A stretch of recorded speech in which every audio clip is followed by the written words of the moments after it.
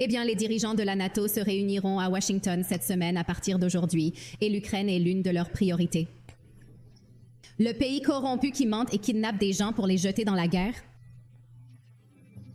Oui, cette Ukraine est la priorité.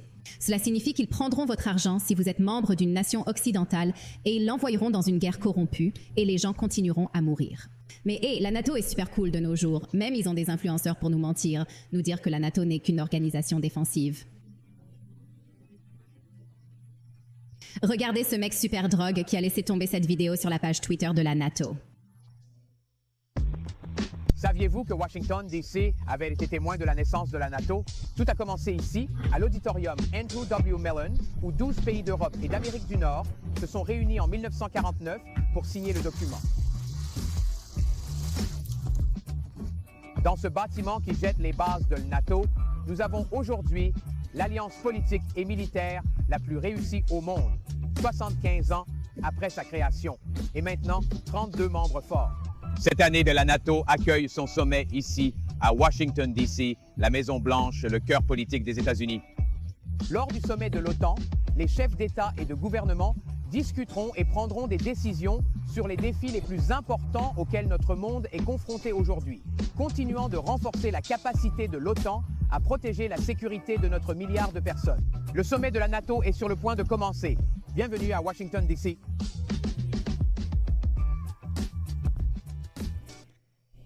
Vous les gars, n'est-ce pas si super drogue et rad?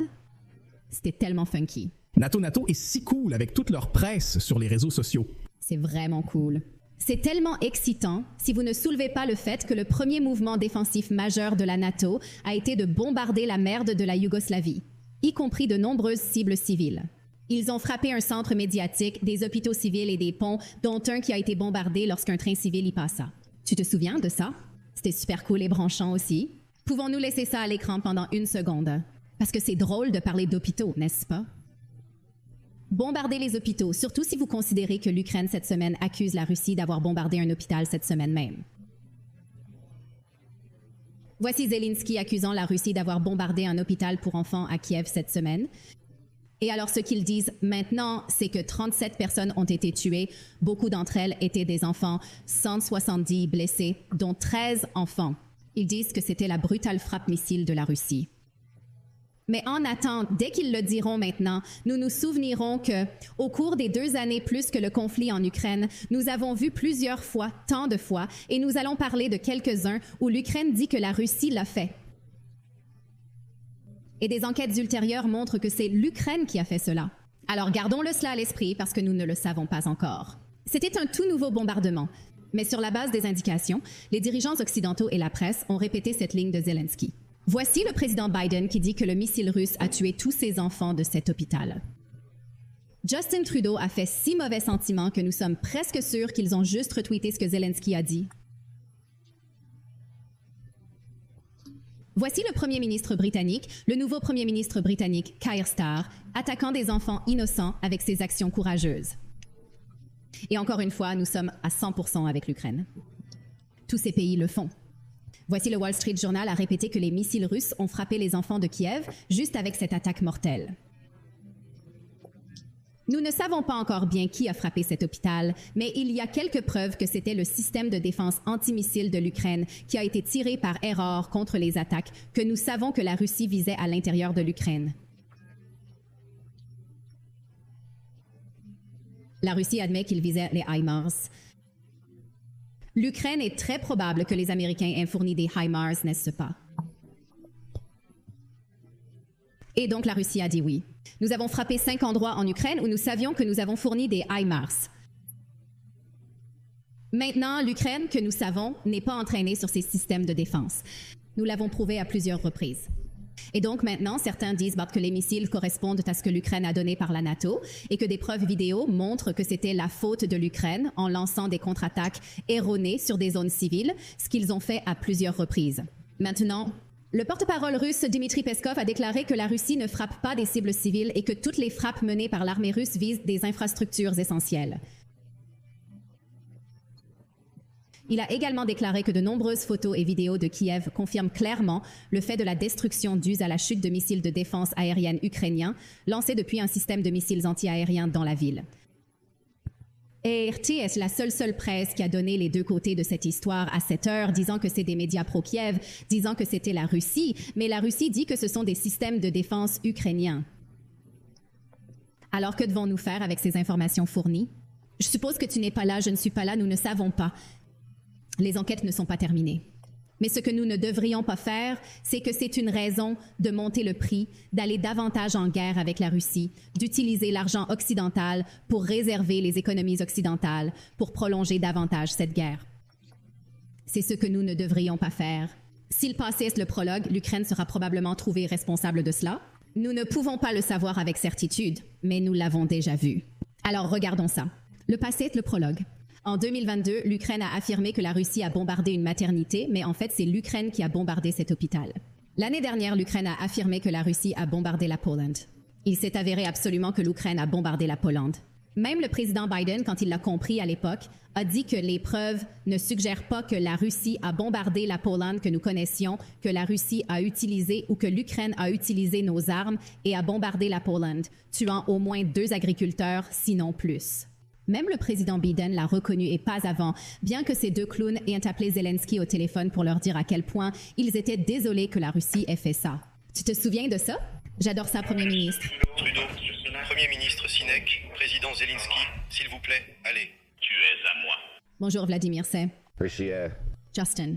Rappelez-vous que ce que j'aime toujours, c'est Justin Trudeau mettant son propre accent Zelensky. Il dit « Bonjour Vladimir ». Il dit « Tu ne parles pas ainsi, tu sais, je veux juste un petit Vladimir. Je veux un... » Moi, méprisable. Accent à tous les dirigeants mondiaux, comme lorsqu'ils ont une grande réunion, comme le G20 ou quelque chose comme ça. Est-il se promenant comme « Oh !»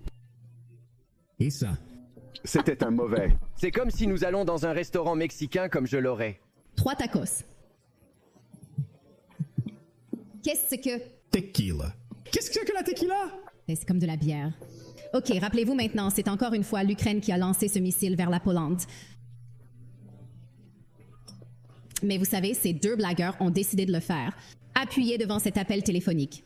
Maintenant, nous pouvons passer 10 minutes à examiner toutes les attaques du boss de Don qui venaient de l'Ukraine et accusés de la Russie, non?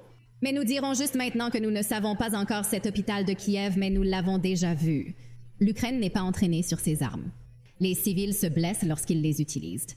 De plus, l'Ukraine est dirigée par des menteurs. La semaine dernière, ils ont dit qu'ils tuaient plus de soldats russes que vous ne le pensez.